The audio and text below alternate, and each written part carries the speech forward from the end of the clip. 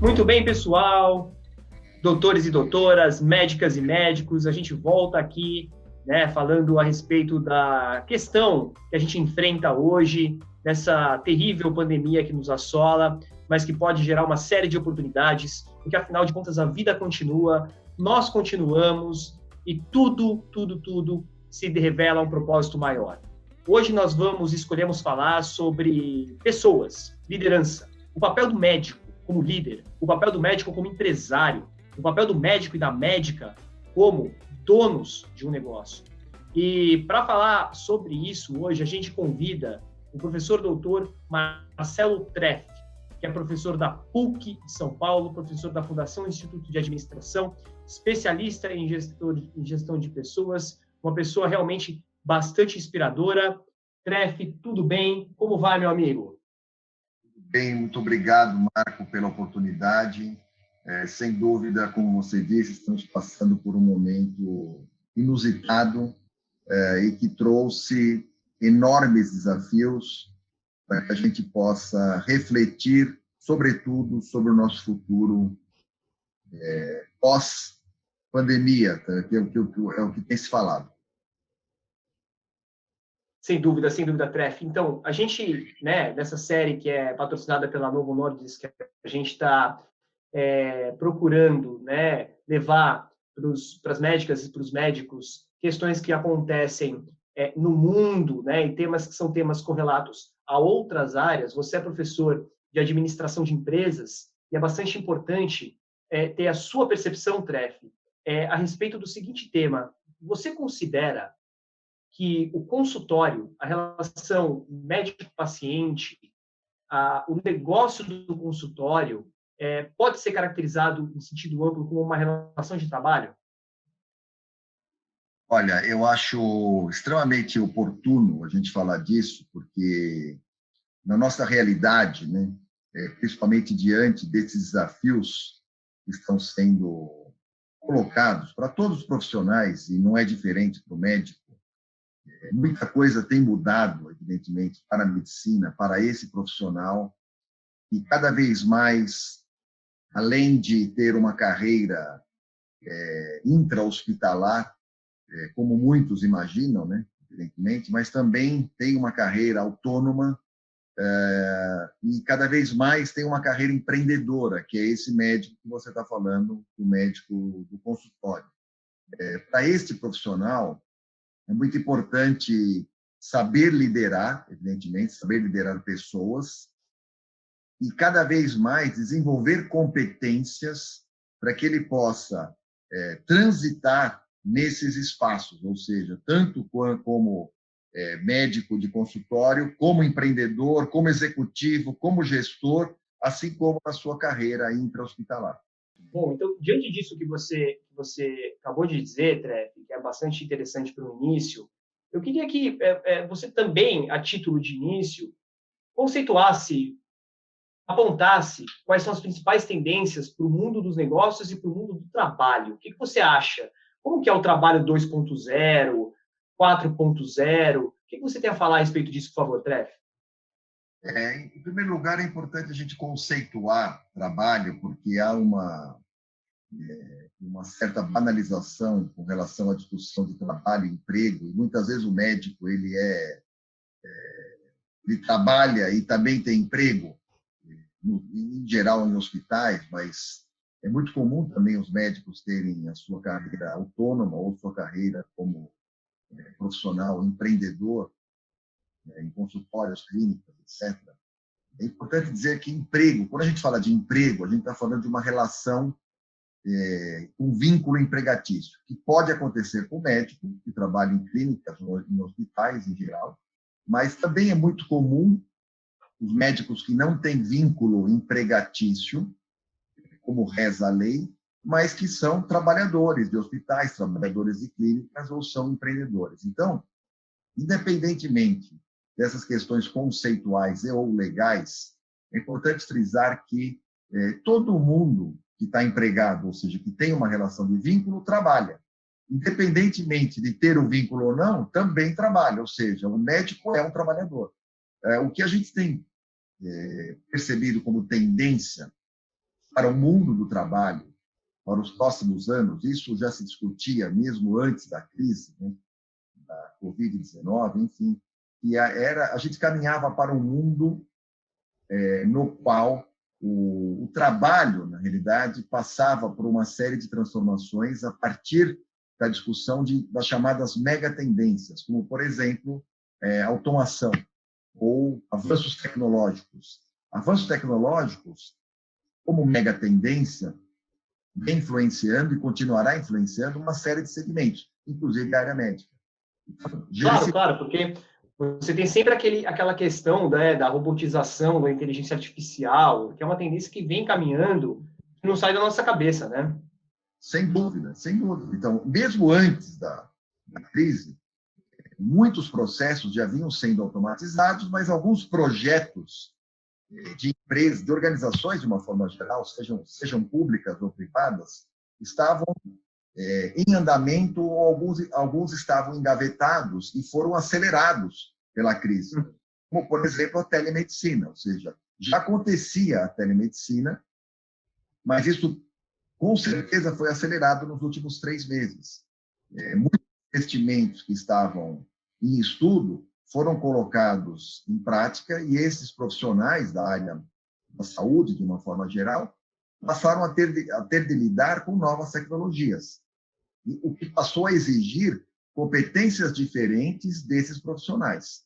Uma outra mega tendência, que há muito já vinha se projetando ou impactando, na realidade, o mundo do trabalho, é a questão das mudanças demográficas, e que também não é diferente para a área da saúde, que também não é diferente para o médico. Ou seja, a gente tem mudanças demográficas significativas, algumas delas já vinham sendo tratadas como grandes desafios e foram também intensificadas durante a crise, como, por exemplo, o envelhecimento da população, em especial nos grandes centros. Então, grandes centros como São Paulo, por exemplo, com a crise da Covid-19, ficou muito claro, na realidade, essa mudança significativa, ou seja, as pessoas vivendo mais.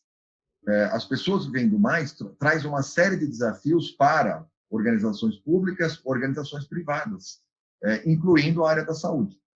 Sem dúvida nenhuma, porque as pessoas vivem mais e conforme, dependendo de algumas especialidades, né, quanto mais as pessoas avançam no tempo, quanto mais velhas elas ficam, mais elas necessitam de cuidados médicos, né, André? Exatamente. E passou a exigir desses profissionais competências diferentes, não só no sentido de competências técnicas, evidentemente, que as faculdades de medicina capacitam esses médicos, mas também passou a exigir uma série de competências que são as chamadas competências socioemocionais. E esses médicos, na realidade, ou profissionais da saúde, de uma forma geral, passaram a ter de lidar com pacientes /clientes, né, em suas clínicas, consultórios ou em hospitais de uma forma diferente, ou seja, com uma relação diferente, com uma relação humana diferente. Ótimo. Agora, antes de passar efetivamente para a gestão de pessoas, eu queria que você respondesse uma pergunta minha, na verdade. Eu queria que você dissesse se é verdadeira ou falsa a seguinte asserção. A médica, o médico, eles são líderes? Eles podem ser entendidos como líderes? Sem dúvida nenhuma. Eu acho que médicos, médicas, né, nos mais variados espaços, acabam assumindo o papel de líderes. Vamos sempre lembrar que liderança, embora seja um tema e um termo bastante banalizado, né, em especial na literatura de autoajuda, mas sempre que a gente fala de liderança, a gente está falando de uma relação de confiança e, sobretudo, a gente está falando de influência. Então, sempre que há uma relação de confiança entre superior e subordinado, ou superior e equipe, líder e liderado, a gente está falando de capacidade que essas pessoas têm ou têm de ter para influenciar e inspirar pessoas. E isso, sem dúvida nenhuma, tem muito a ver com o médico, tanto nas suas clínicas, nos seus consultórios, como nas suas equipes intra-hospitalares. Você acha que, na verdade, quer dizer, a liderança é uma questão que é bastante interessante, porque ela refoge a própria literatura exclusivamente de administração de empresas, muito embora o líder seja uma pessoa bastante importante do ponto de vista de administração de organizações, mas o líder, na verdade, a líder, eles já surgiram quando surgiu a humanidade, né? Quando você fala de liderança no seio da família, quando você fala de liderança, por exemplo, na sua comunidade, no lugar em que você vive, essa liderança é uma coisa inerente. Então, o médico e a médica, eles são líderes, embora muitas vezes eles não se vejam líderes. O que eu queria saber agora é qual o papel do médico, da médica, do ponto de vista da gestão de pessoas e considerando que ambos são líderes, Treff? Na realidade, como você disse, é uma corrente evidentemente das teorias da administração que consideram, evidentemente, o surgimento de líderes históricos durante toda a história da humanidade. Mas, trazendo para a nossa realidade, e para uma realidade organizacional, e mais especificamente para essa nossa discussão, que é uma discussão sobre o médico assumindo o papel de liderança, a própria atividade do médico nos hospitais, em suas clínicas, em seus consultórios, exige muito, na realidade, essas competências que são competências do líder, como, por exemplo, saber ouvir as pessoas, falar sobre problemas ou discutir problemas, seja com o seu paciente, seja com com a sua equipe, né, nos hospitais, seja com a sua equipe nas clínicas ou nos consultórios. Então, os médicos, médicas, são profissionais que o tempo todo acabam sendo exigidos como líderes em seus espaços de trabalho. Então, é isso, né? Você ter nos hospitais, né, várias pessoas que gravitam em torno do médico, da médica. No próprio consultório, você tem pessoas que trabalham sob liderança do médico e da médica, né? Seja simplesmente uma pessoa que cuida dos agendamentos, seja também numa clínica com várias especialidades, exames, etc. O médico, a médica, eles ocupam uma função central, né? Até pelo que representam, né, Treff? Em função de tudo que conseguem reverter em prol da sociedade, de tudo que estudaram, anos de estudo, muita obstinação, né? Queria, então, entender melhor, né, como que você acha que essa pandemia, esse período de pandemia, ele influencia no mundo dos negócios em geral? E queria ver se você tem algum insight especificamente para o caso dos médicos e para o caso dos consultórios médicos. É excelente você falar desse assunto, porque, na realidade, como eu disse, esses profissionais, historicamente, sempre foram colocados em situação desafiadora, né, de liderar equipes, seja nas suas clínicas, seja nos hospitais. Com a crise da Covid-19, mas mesmo antes da crise, já alguns desafios vinham se apresentando. Eu acho que essa crise, na realidade, da Covid, ela escancarou uma série de questões muito importantes, e uma delas é a falta de líderes. Uma das questões que foi escancarada é a crise de liderança que a gente vive, seja líderes políticos, líderes empresariais, enfim, líderes das mais variadas organizações. Então, eu acho que cada vez mais esta crise impõe desafios, inclusive para esses profissionais da área médica, que devem, na realidade, mapear ou ter a capacidade de mapear como o futuro se descortinará e como, na realidade, eles terão de agir. Isso tem exigido e vai exigir cada vez mais que esses profissionais sejam profissionais que assumam essa posição de líderes e sejam, na realidade, nesta posição, pessoas inspiradoras para as suas equipes, que possam, de alguma forma, aglutinar essas equipes, que possam, na realidade, tomar decisões que sejam decisões que foquem, na realidade, o bem comum, de uma forma geral, mas sem perder de vista, evidentemente, os resultados, sejam esses resultados de ordem médica ou da área da saúde, sejam esses resultados financeiros em suas clínicas, hospitais, enfim, consultórios, etc. Então, eu acho que essa crise tem imposto uma série de desafios para que esses profissionais assumam cada vez mais os seus papéis de líderes, o que vai exigir, evidentemente, uma preparação dessas pessoas para que alguns conceitos, na realidade, básicos de liderança, sobretudo a liderança com inteligência emocional, que vai exigir desses profissionais essas competências chamadas socioemocionais para lidar com essa crise atual, com futuras crises ou com cenários que podem se apresentar, entendendo que as pessoas estão, evidentemente, sejam pacientes, sejam as equipes de hospitais, sejam as equipes clínicas, estão muito mais fragilizadas, estão, na realidade, diante de uma situação inusitada, muitas pessoas não sabem lidar com isso e estão depositando muita confiança nessa categoria profissional, que são os médicos. Evidentemente que essa é uma grande responsabilidade, mas isso também faz parte do papel do líder, ou seja, assumir responsabilidades e lidar com essas imprevisibilidades.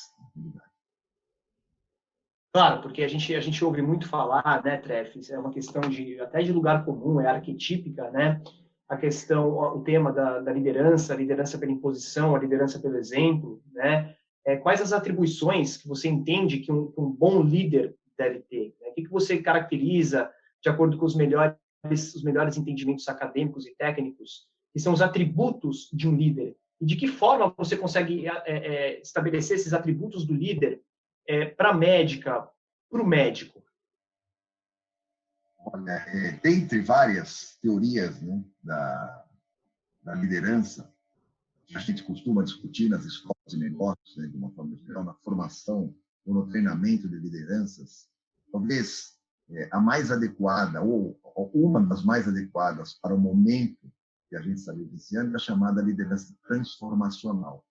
A liderança transformacional, ela tem como principal característica, né, o foco do líder nos liderados, ou seja, a preocupação do líder em desenvolver o liderado, em estimular o desenvolvimento do liderado. Para tanto, as principais características desse líder devem ser, além do foco nas pessoas, liderar pelo exemplo, ou seja, ser um modelo de inspiração para essas pessoas, saber ouvir as pessoas, saber se comunicar, saber ouvir e se comunicar passa cada vez mais por uma chamada ferramenta de gestão que é feedback, ou seja, a ideia de ser um bom emissor de feedback, mas também ser um bom receptor de feedback das suas equipes. Então, estar junto com as equipes, além do foco do desenvolvimento do liderado, estar junto com as equipes para poder, se comunicando bem, saber lidar com os problemas que podem surgir com essa equipe. Então, a liderança transformacional, de novo, eu coloco como muito adequada, porque ela aproxima muito o líder do liderado. Então, e a gente está vivendo um momento que os liderados, no caso dos médicos, sejam as equipes dos hospitais, sejam as equipes em suas clínicas, consultórios, estão dependendo muito da ação, estão dependendo muito dessa aproximação com as suas lideranças. Então, na verdade, Treff, eu não sei, né? Você pode até dizer, não, Marco, você está completamente enganado, mas me parece automático, vem à minha cabeça, que o médico, a médica, eles já têm uma liderança que eu vou chamar de liderança inerente, né? Porque a sociedade em si, ela olha para o médico e para a médica de maneira diferente. Já existe uma liderança que é íncita a esse médico e a médica, porque todos nós olhamos para eles com admiração. Afinal de contas, eles tratam da vida da gente, são eles que curam a gente, são eles que reduzem agravos, moléstias, que previnem, que reparam, né? Então, parece que, do ponto de vista teórico, até está fácil, né? O médico e a médica serem líderes. Agora, um outro tema que é bastante importante em escolas de negócios, né, a gente sabe, em organizações, quando organizações enfrentam crises, né, são enfim, é bastante interessante ler o Nassim Taleb, o Antifrágil, né, as organizações que são antifrágeis, né, uma organização diante de uma crise, Tref, nós sabemos que ela vive um dilema, porque ela tem que rodar, ela tem que efetivamente aplicar o mais fácil, que é cortar custo, cortar despesa, tem que ver se consegue angariar mais ativos, mas ela tem que ficar pronta para a retomada. E a retomada, quando o fator de risco verificado é o fator de risco macroeconômico, quer dizer, que é o fator de risco que está fora da organização, então, ela não necessariamente, lógico que existem projeções, etc., mas ela não necessariamente quando que vai acontecer essa retomada. O grande dilema acontece por quê? Porque no momento dessa retomada, pode ser que essa organização não esteja preparada para a retomada. Então, ela não vai conseguir entregar aquilo que ela promete. E aí é o fracasso completo. No caso dos médicos e das médicas, o que esperar para essa retomada? Como eles podem fazer para depois da pandemia? O que você acha que pode melhorar na questão do consultório pós-pandemia, Tref? Olha, algumas coisas extremamente importantes e verdadeiras. Uma delas é essa questão do médico ser percebido, né, pela sociedade como líder, sobretudo no momento atual, né? Ou seja, a gente está depositando muita esperança, na realidade, não só nos tratamentos, mas na possibilidade de prevenção, né? A gente sempre fica ouvindo os médicos, ou seja, com a expectativa de que a equipe médica, ou os médicos e médicas, né, de uma forma geral, tenham alguma mensagem, né, para nós diante dessa crise. Não que fosse diferente antes, sempre foi assim, mas aqui, na realidade, nós estamos num momento de crise sanitária e a gente fica com a expectativa de médicos e profissionais da saúde dizerem alguma coisa que possa, de alguma forma, dar alento ou nos dar alguma esperança. Então, sem dúvida nenhuma que existe aí uma liderança, como você disse, inerente, né, nesses profissionais, historicamente. Agora, claro que depende também desses profissionais, sejam médicos, médicas, profissionais da saúde, de uma forma geral, se assumirem assim, né? Se assumirem como líderes. Então, você está falando na possibilidade de retomada, a gente tem visto alguns analistas, né, falando 2021, enfim, 2022, isso é uma questão importante hoje, porque o que está acontecendo é que a gente também tem ficado mais aflito com essa insegurança e a incerteza com relação ao tempo, porque parece que é uma falência do tempo, né? Ou seja, a gente não sabe que tempo é esse, ou seja, qual é o tempo? Quando se fala pós-pandemia, que tempo é esse? Quando se fala numa vacina, que tempo é esse? A gente não tem essa certeza e a gente sempre gostou de ter, na realidade, a gente como seres humanos, de uma forma geral, de ter um certo controle sobre o tempo, pelo menos do nosso tempo. A gente está um pouco sem controle sobre isso. Mas o que, claro, aumenta ainda mais o desafio desses profissionais. Você coloca como questão como que eles devem lidar, na realidade, né, numa eventual aí, pós-pandemia, nas suas clínicas, nos seus consultórios, enfim, eu acho que, sem dúvida nenhuma, como a gente já falou, a atuação desse profissional hoje é uma atuação muito diferente do que já foi há 20, 30, 40 anos atrás. Ou seja, se esperava do médico, da médica, uma atuação estritamente técnica, ou seja, a gente continua esperando isso, sem dúvida nenhuma, mas a gente tem exigido, ou até tem imposto, na realidade, desafios para esses profissionais em termos de competências, como você mesmo colocou, ou seja, essa capacidade que esses profissionais terão de ter, além das suas competências técnicas, de fazer a leitura do macroeconômico, fazer a leitura do microeconômico, ou seja, do seu hospital, da sua clínica, do seu consultório, e ainda saber lidar com pessoas. Então, eu acho que o grande desafio, na realidade, para esses profissionais, passa pela capacitação. Ou seja, não a capacitação técnica de ser médico, mas a capacitação de lidar com o novo, de lidar com as pessoas num momento novo, ou que vem se chamando de novo normal. Então, eu acho que será um grande desafio para esses profissionais que terão que lidar com isso, seja, como a gente já disse, no intra-hospitalar, seja nas clínicas ou seja nos consultórios, de uma forma geral. Essa capacidade de se relacionar melhor com as pessoas, sejam seus pacientes, sejam as suas equipes, sejam os seus subordinados, sejam seus pares, de uma forma geral. Perfeito. Então, o que a gente está falando aqui, essa capacidade de se relacionar melhor, né, com todos esses stakeholders que gravitam em torno do consultório, que gravitam em torno do médico, isso envolve uma primeira percepção do médico e da médica, da capacidade que ele tem de ser um centro gravitacional que várias pessoas orbitam em torno, né? E nesse sentido, a pandemia escancarou que isso acontece de fato, porque muitos dos médicos estão diante de uma questão que reduzo o meu quadro de funcionários ou não, demito a minha secretária que faz meus agendamentos há anos ou não, porque eu preciso reduzir custo, né? Nós temos também um bate-papo como esse que a gente está fazendo em pessoas na área de custos, com o professor Rodolfo, e falando sobre isso, né,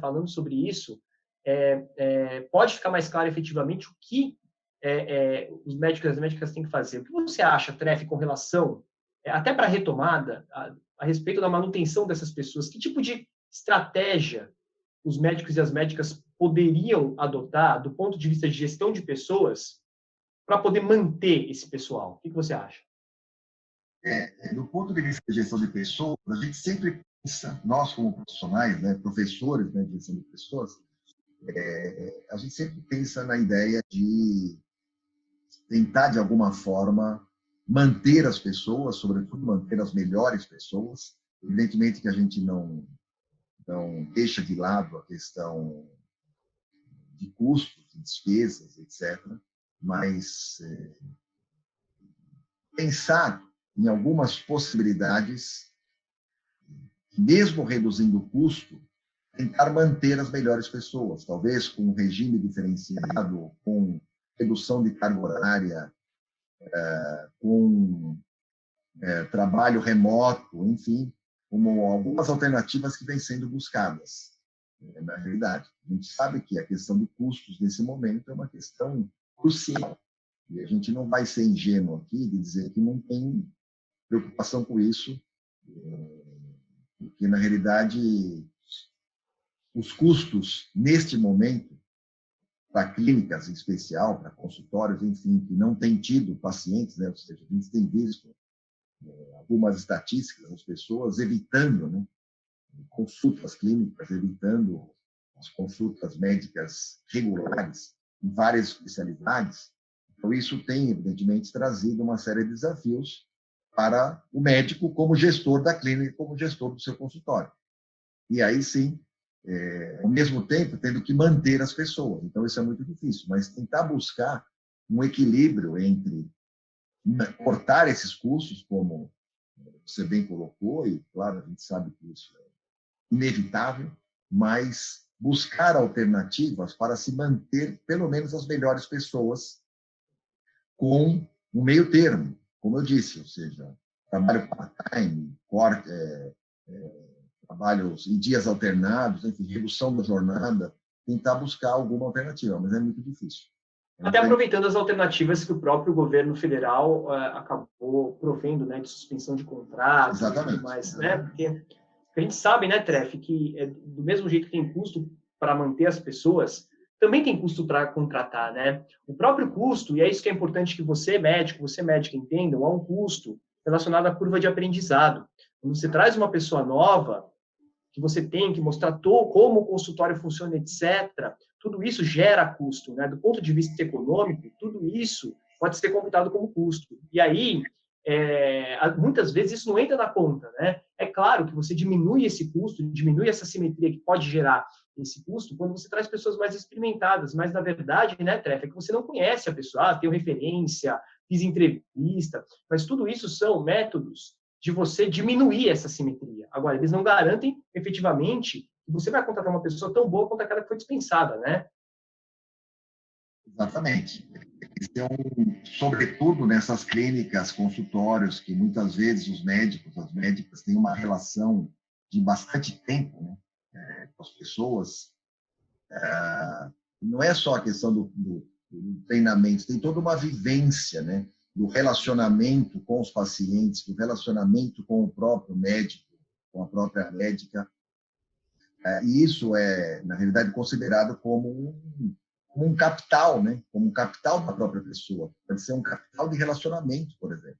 Isso é muito difícil de desenvolver em novos membros, quando você contrata novas pessoas, seja nos hospitais, seja nas clínicas, enfim, esse capital de relacionamento que as pessoas desenvolvem na vivência do trabalho, na vivência do dia a dia, é muito difícil de se desenvolver. Embora isso possa ser feito por meio de treinamentos de integração, treinamentos de socialização de novos membros, né, em novos ambientes, mas isso deve pesar na hora da tomada de decisão, ou seja, de dispensar alguém para posteriormente contratar alguém, como você disse, isso pode levar um tempo e pode ter um custo elevado, que é exatamente a dificuldade de desenvolver toda essa questão tácita, ou seja, que está presente no dia a dia, né, no trato, no como a pessoa lida, o conhecimento, na realidade, que a pessoa desenvolveu,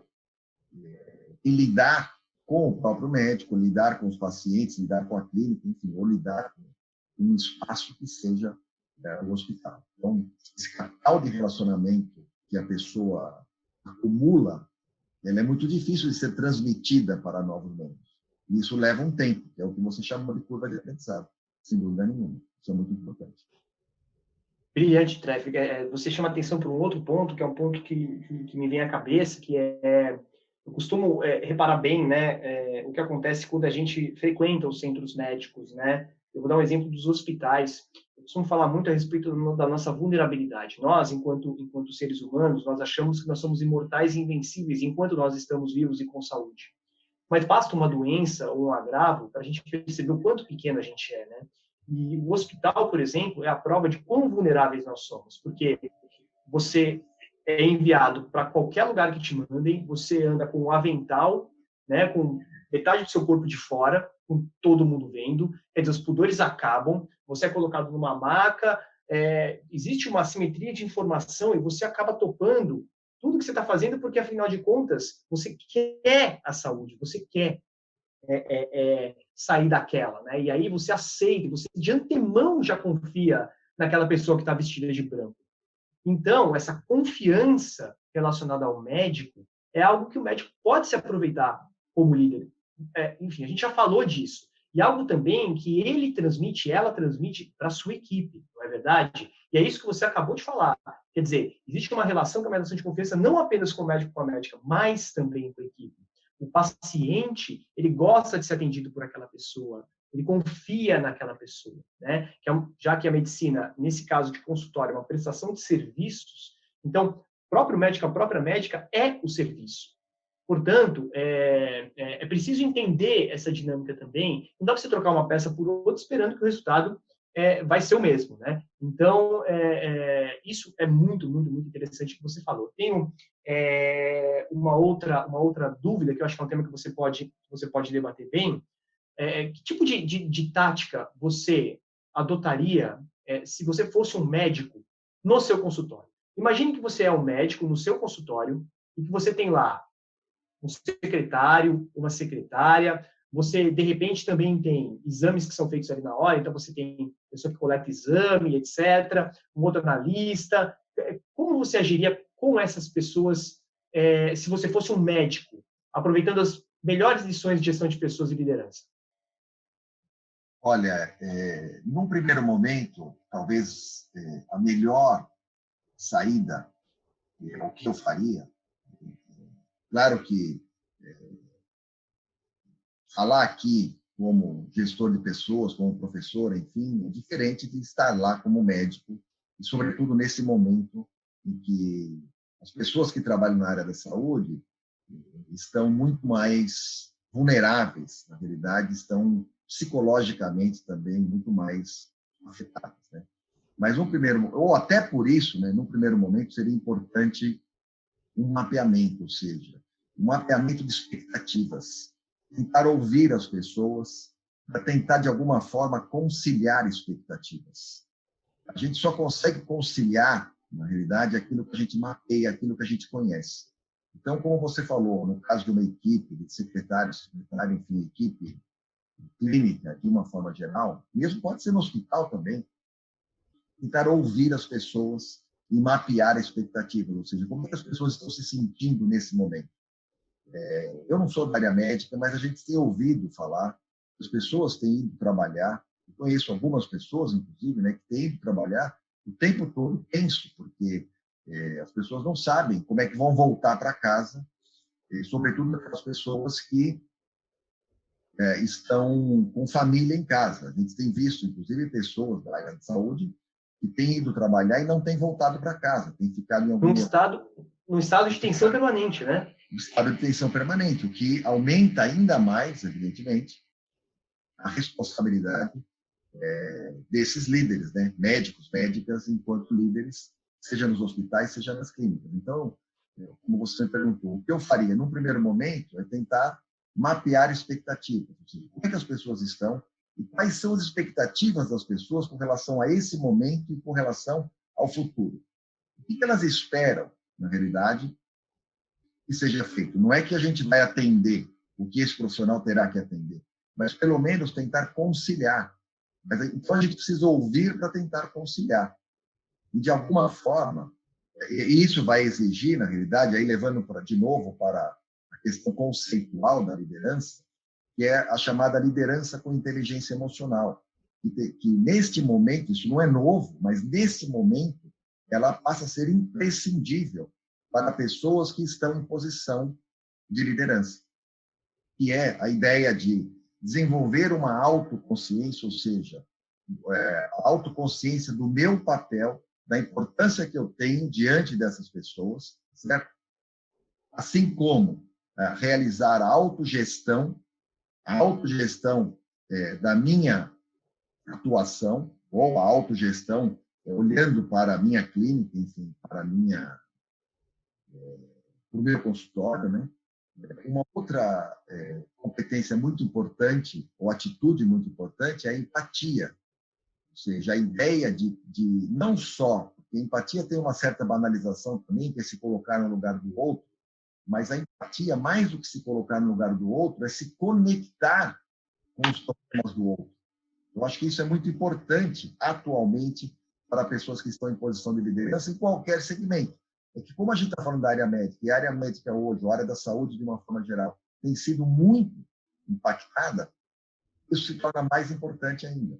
Ou seja, esse profissional, então, conseguindo mapear as expectativas das pessoas, tentando se conectar com os problemas do outro, além de desenvolver a sua habilidade social, que já é inerente ao médico, à médica, como você falou, ou seja, do relacionamento, eu acho que isso seria fundamental, que é o que eu faria nesse momento. Perfeito, eu entendo isso também. Eu acho que, muito embora seja uma relação extremamente íntima, né, relação médico-paciente, existe uma questão que é uma questão que, porque é um mercado, né, e eu venho comentando que a medicina é sim um negócio, ela tem que ser enxergada como um negócio e como tal. Os pacientes são clientes, eu insisto, tem que ser uma atividade lucrativa, etc. Contudo, né, Treff, o paciente ele não pode ser visto como um produto ou como uma coisa, né? Aquela relação eu-isso que Martin Buber falou na década de 1920. Tem que ser uma relação eu-tu, né? Que é uma relação entre pessoas, mais afetuosa, mais calorosa, mais junta. E essa relação não só com o paciente, mas também com os stakeholders todos, os colaboradores, as pessoas que, de novo, como eu disse, gravitam em torno do médico e da médica, né? Acho que isso é bastante importante que você diz, é uma questão bem legal que você fala.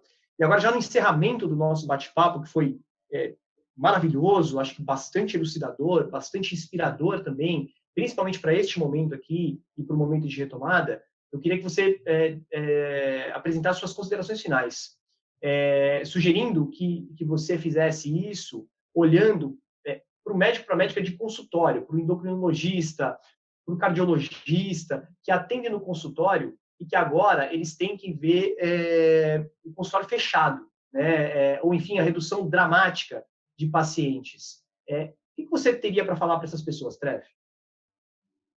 Olha, as considerações finais, na realidade, passam por esses conceitos que foram discutidos, tanto da liderança transformacional, a ideia do líder que inspira, do líder que desenvolve intelectualmente o que, na realidade, ele estimula intelectualmente os seus seguidores, o conceito de inteligência emocional, da liderança com inteligência emocional, que passa por esses 4 pilares, que é a ideia da autoconsciência, que envolve um autoconhecimento, ou seja, você como médico, como médica, ter consciência plena da importância do seu papel, ter consciência plena da sua identidade profissional, ter consciência plena também da sua atuação, sobretudo nesse momento.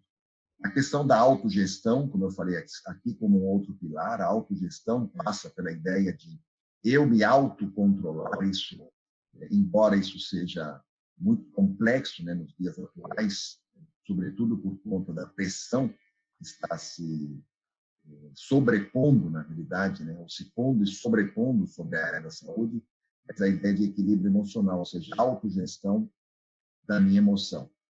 Outro pilar, a empatia, que, como eu disse, é essa questão de se sintonizar com os sinais emocionais do outro, saber ouvir o outro, aprender a perspectiva do outro.